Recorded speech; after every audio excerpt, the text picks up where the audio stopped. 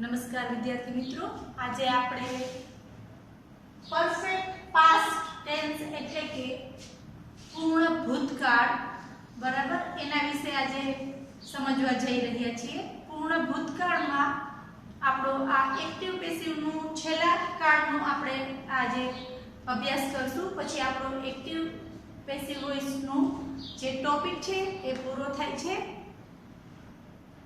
પૂર્ણ ભૂતકાળમાં આપણું જે ક્રિયાપદ છે એ હેડ છે, તો બહુ ઈઝી છે, કારણ કે આપણે પૂર્ણ વર્તમાન કાળ જોયું હતું ત્યારે આપણને ખ્યાલ છે કે આઈ, વી, યુ, હે આ બધામાં હેવ આવતું હતું અને હી, શી, ઇટ એકવચનમાં હેઝ આવતું હતું, પરંતુ પૂર્ણ ભૂતકાળ હશે ત્યારે આવી કોઈ યાદ રાખવાની જરૂરત જ નથી। આપણે આ બધામાં એટલે કે આઈ, વિથ, યુ, ધે, એકવચન, બહુવચન આ બધામાં શું આવશે? હેડ આવશે, બરાબર। એટલે કે આગળ કર્તા એકવચન છે, બહુવચન છે, કોઈ કર્મ જે આપણો કર્તા બીજો છે એ એકવચનમાં છે, બહુવચનમાં છે, એ કાઈ યાદ રાખવાની જરૂર નથી। માત્ર હેડ વત્તા બીન વત્તા ક્રિયાપદનું ભૂતકૃદંતનું રૂપ, આ ત્રણ જ વસ્તુ આપણે યાદ રાખવાની છે। તો આપણે પરફેક્ટ પાસ્ટ ટેન્સ એટલે કે પૂર્ણ ભૂતકાળની આપણે પેસિવ વોઇસના ક્રિયાપદનું કેવી રીતે યાદ રાખવાનું હશે? તો કે હેડ હશે, બીન અને ક્રિયાપદનું ભૂતકૃદંતનું રૂપ, હેડ, બીન અને ક્રિયાપદનું ભૂતકૃદંતનું રૂપ। આપણે પરફેક્ટ પ્રેઝન્ટ ટેન્સ આપણે હમણાં જ ગઈકાલે જે ટોપિક જોયો તો પૂર્ણ વર્તમાન કાળ, એમાં પણ આ હતું। તો બીન બે માં આવશે perfect present tense, perfect past tense, બરાબર, અને ચાલુ કાળમાં બીઇંગ આવશે, એ તો આપણને યાદ જ છે। તો હવે પરફેક્ટ પાસ્ટ ટેન્સના થોડા ઉદાહરણ જોઈએ। સૌથી પહેલા તો આપણે એફર્મેટિવ એટલે કે હકાર વાક્યના ઉદાહરણ જોશું। હવે યાદ રાખજો કે જ્યારે તમને હેડ અને ભૂતકૃદંતનું રૂપ આપ્યું છે એટલે કે બીન આપેલું નથી, આ આપેલું નથી, તો એ એક્ટિવ વાક્ય છે। જો બીન આપેલું હોય તો જ પેસિવ વાક્યમાં લેવાનું। ઘણીવાર આપણે જોયું છે કે કર્તા આપેલો ના હોય, આપણે ધારવાનું હોય, બરાબર, પણ જો વાક્યમાં બીન આપેલું હોય તો એ પેસિવ વાક્ય છે, ખાલી હેડ અને કોઈ ભૂતકૃદંતનું રૂપ છે તો એક્ટિવ વાક્ય છે। તો હવે થોડા ઉદાહરણ જોઈશું। પહેલું છે આઈ હેડ finished my work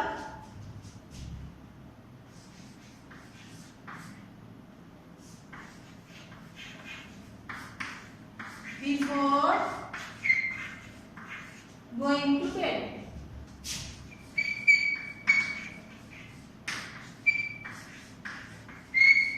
I had finished my work before going to bed.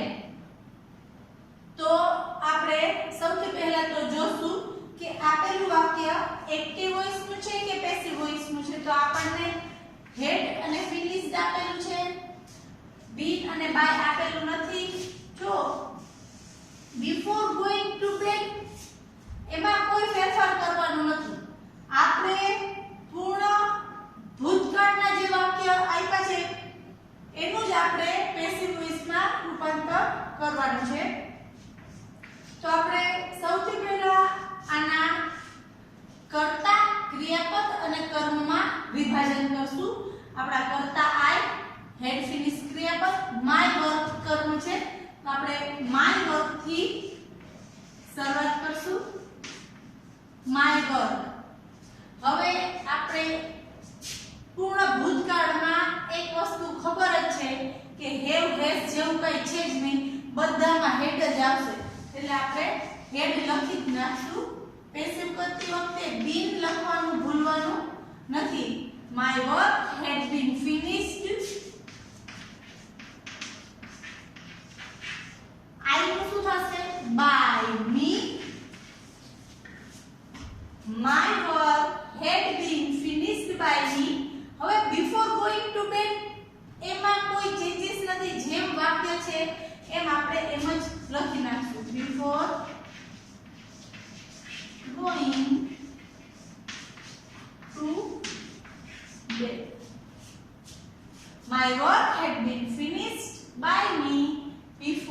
going to bed. જો યાદ રાખજો પૂર્ણ ભૂતકાળ આપણે ચાલુ ભૂતકાળમાં આ વાત થઈ હતી કે ચાલુ ભૂતકાળ સાથે બીજું વાક્ય જો સાદા ભૂતકાળમાં હોય તો એને તમારે પેસિવમાં ફેરવવાનું નથી, માત્ર ચાલુ ભૂતકાળને ફેરવવાનું છે. એવી રીતના અહીં પૂર્ણ ભૂતકાળ વાળું એટલે કે હેડ વત્તા જે V3 આપ્યું છે એને આપણે પેસિવમાં ફેરવશું. હજી એક ઉદાહરણ જોઈએ. The fish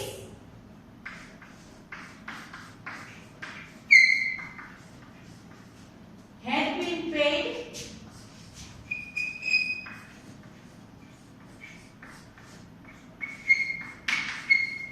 yesterday.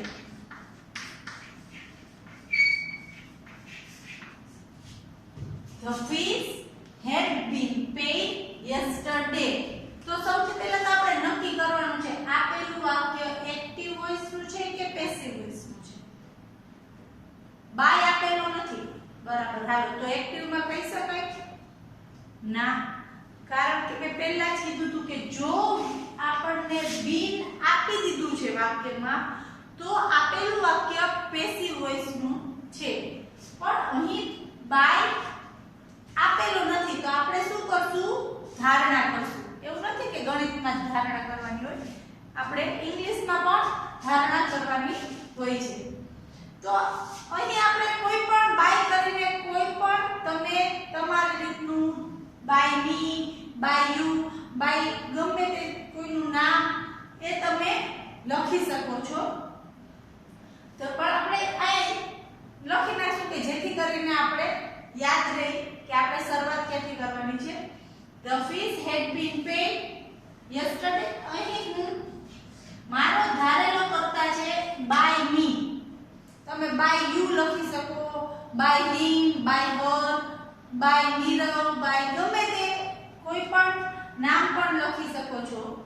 તો અહીં મેં લખ્યું છે by me, મારો ધારેલો કરતા છે. એટલે હું વાક્યની શરૂઆત ક્યાંથી કરીશ?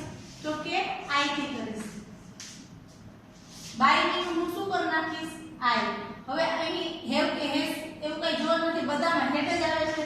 એટલે I had been આવે નહીં, paid. I had paid the fees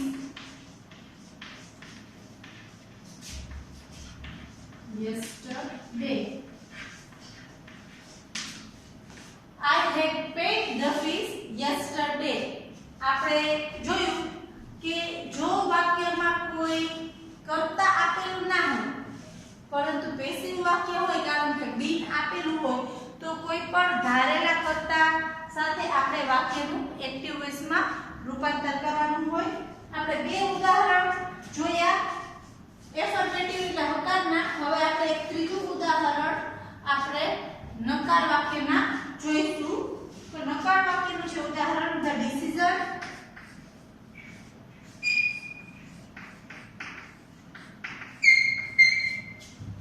had not been taken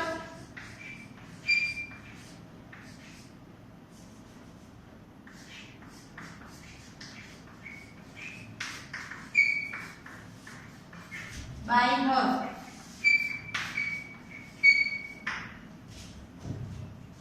The decision had not been taken by her.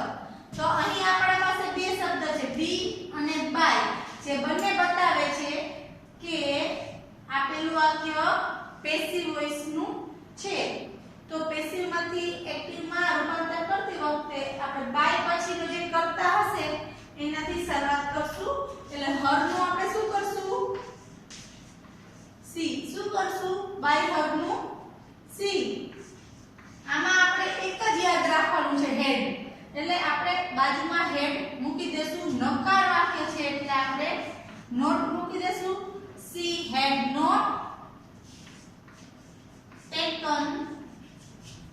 she had not taken the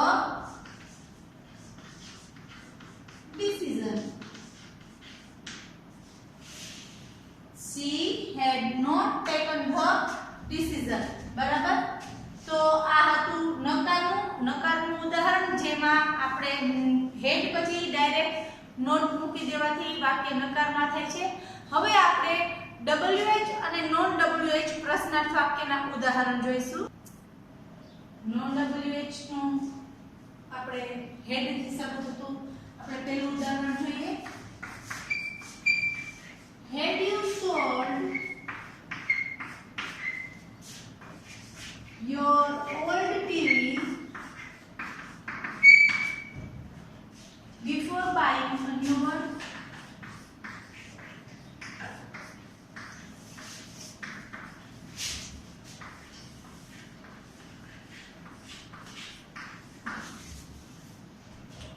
Have you stored your old TV before buying a new one?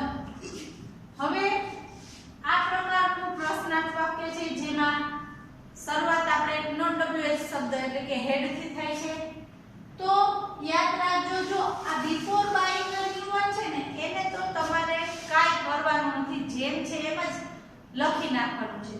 આપણું જે શરૂઆત થાય છે હેડ વાળું પૂર્ણ ભૂતકાળનું વાક્ય છે એમાં આપણે પેસિવ વોઇસ માં રૂપાંતર કરશું. આયા તો હેડ જ આવે છે એટલે એકવચન હોય કે બહુવચન હોય તો આપણે હેડ ને એમને લખી નાખશું, બીજું કોઈ જાજુ વિચારવાનું નથી. હેડ. હવે આપણું કર્તા ક્રિયાપદ ને કર્મ, તો આપણું કર્મ છે યોર ઓલ્ડ ટીવી, તો આપણે એ પહેલા લખશું had your old TV. હવે પેસિવ માં ફેરવવાનું છે એટલે કે been લખશું અને sold આપેલું છે ક્રિયાપદ. had your old TV been sold, you નું શું થઈ જશે by you. હવે આયા સુધી જે આપણું વાક્ય હતું had you sold your old TV એનું આપણે પેસિવ માં રૂપાંતર કર્યું had your old TV been sold by you. પછીનું વાક્ય છે એમાં નો ચેન્જીસ, કોઈ પણ ફેરફાર કર્યા વગર જેમ છે એમ આપણે લખી નાખશું before buying a new one. આમાં આપણે પેસિવ માં રૂપાંતર કરવાની જરૂર નથી કરવાનું, માત્ર પૂર્ણ ભૂતકાળનું જ પેસિવ કરશું. હવે આપણે એક WH પ્રશ્નસૂચક થી શરૂ થતા એક ઉદાહરણ જોઈએ. Why had they taken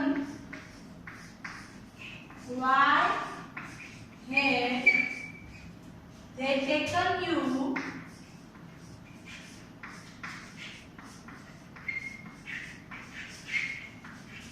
to the science fair?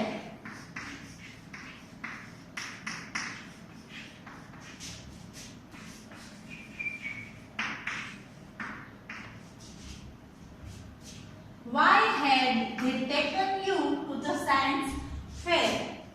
તો આપેલું વાક્ય એક્ટિવ માં છે કે પેસિવ માં? અહીં been કે by આપેલું નથી એટલે કે એક્ટિવ વોઇસ નું વાક્ય છે, આપણે એને પેસિવ માં ફેરવશું.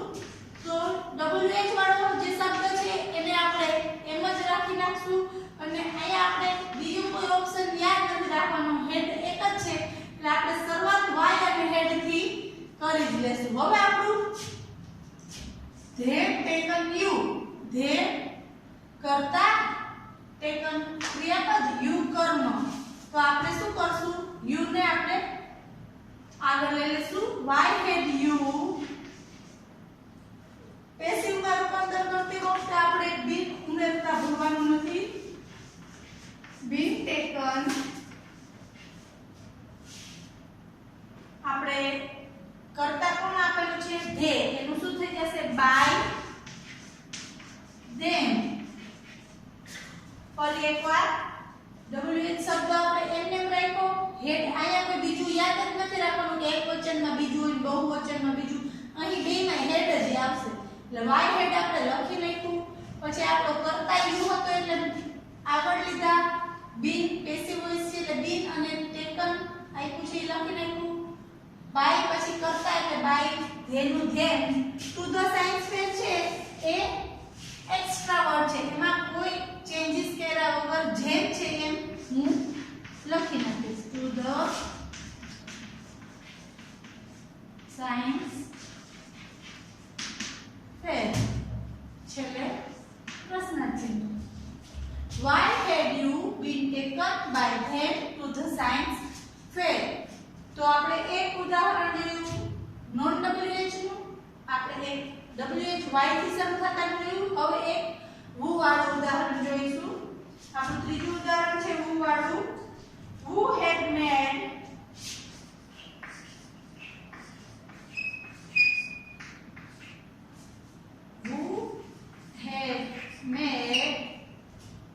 the efforts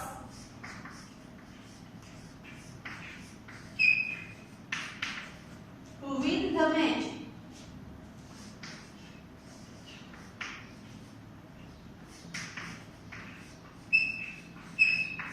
To win the match. Who had made the efforts?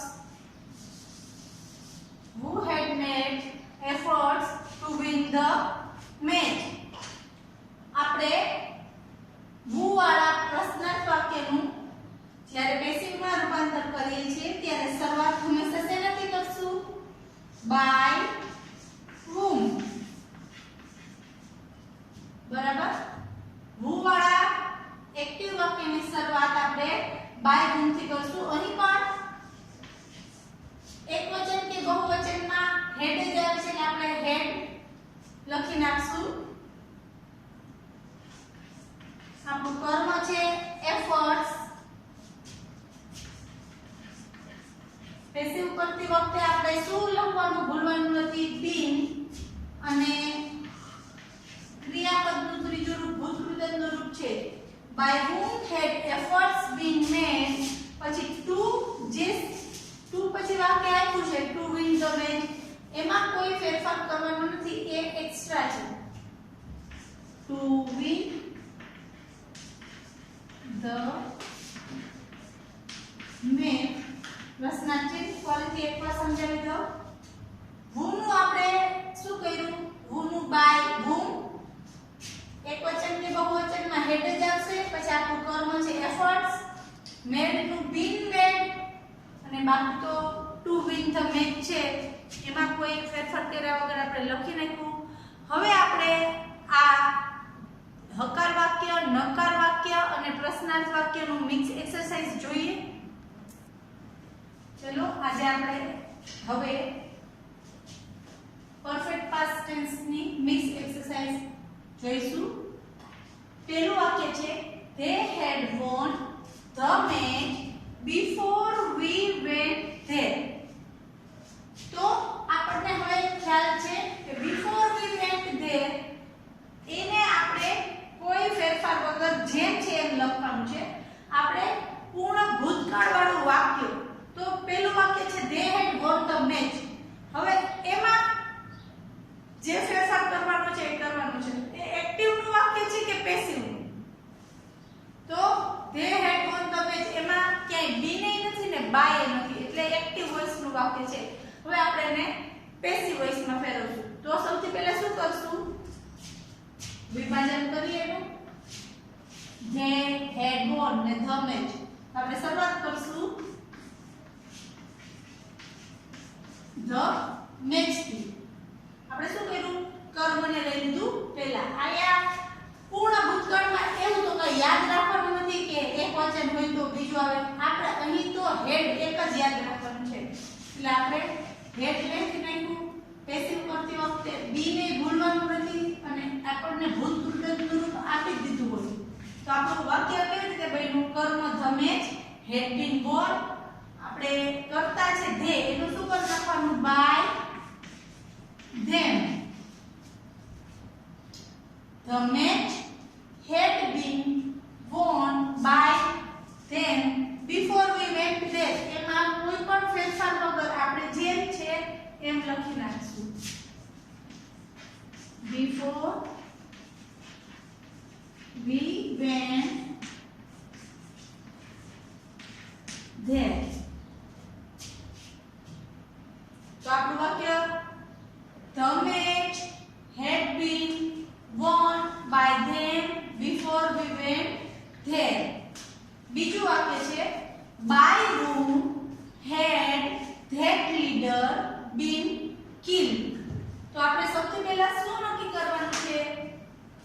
આપેલું વાક્ય એક્ટિવ વોઇસ નું છે કે પેસિવ વોઇસ નું છે એટલે આપણે શું કરશું સૌથી પહેલા તો નક્કી કરશું તો અહીં બાય અને બીન બે આપેલા છે એટલે આપણે ખ્યાલ આવી જશે કે આપેલું વાક્ય પેસિવ વોઇસ નું છે આપણે બાય ટુ વાળું વાક્ય હોય તો એનું એક્ટિવ કરતી વખતે આપણે સમય હંમેશા વુ પહેલા જ મૂકી દેશું આપણે કીધું એમ અહીંયા હેડ એક જ આવે છે એટલે હેડ પણ મૂકી દેશું વુ હેડ આપણું મુખ્ય કર્મ મુખ્ય ક્રિયાપદ કિલ્ડ છે એ લખી નાખશું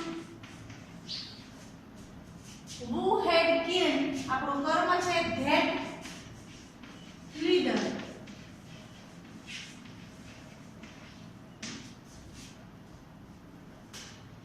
who had killed that leader ત્રીજું વાક્ય છે by which of the boys had the game been played by which of the boys had the game been played તો હવે આપણે જોઈએ કે આપેલું વાક્ય એક્ટિવ વોઇસ નું છે કે પેસિવ વોઇસ નું છે તો અહીં બાય થી શરૂઆત થાય છે અને બીન આપેલું છે એટલે કે આપેલું વાક્ય પેસિવ વોઇસ નું છે પરંતુ એક થોડા દિવસ પહેલા જ આપણે એક નિયમ મેં તમને યાદ કરવાનું કીધું તો ને લખાવ્યું હતું કે જો which પછી કોઈ કર્તા આપેલો હોય એટલે કે બાય which પછી જે આ તો એ કરતા જ આવે છે એનું આપણે પેસિવ માંથી એક્ટિવ કરશું તો બાય ને દૂર કરી નાખશું which of the boys એ આખું કર્તા તરીકે આપણે સાથે જ લેવાનું છે which of the boys અહીં આપણે હેડ છે એકવચન બહુવચન બંનેમાં એટલે હેડ લખશું આપણું મુખ્ય ક્રિયાપદ બીન તો આવશે નહીં એક્ટિવ માં એટલે આપણે શું કરશું પ્લે અને આપણું કર્મ છે the game એટલે આપણું વાક્ય શું બન્યું છે which of the boys had played the game આપણું એક્ટિવ પેસિવ નું છેલ્લું આપણે વાક્ય છે અહીં આપણે જોઈશું પૂર્ણ ભૂતકાળનું hadn't our teacher advised him earlier તો આપણે પાસે શરૂઆત થાય છે હેડ નોટ થી બરાબર એટલે કે નોટ ડબલ્યુ છે તો એમાં આપણે કોઈ ફેરફાર કરશું નહીં hadn't હવે આપણા પાસે કર્મ છે આ આપેલું વાક્ય એક્ટિવ વોઇસ નું છે કારણ કે બાય આપેલું નથી એટલે આપણે પેસિવ માં ફેરવશું તો આપણું અવર ટીચર કરતા છે એડવાઇસ ક્રિયાપદ છે અને હિમ કર્મ છે તો આપણે એને હિમ માંથી કરતા તરીકે આગળ લઈ આવશું ત્યાં શું કરશું હી પછી બીન લગાડવાનું ભૂલવાનું નથી અને advice hadn't he been advised આપણો કર્તા કોણ છે our teacher તો આપણે by our teacher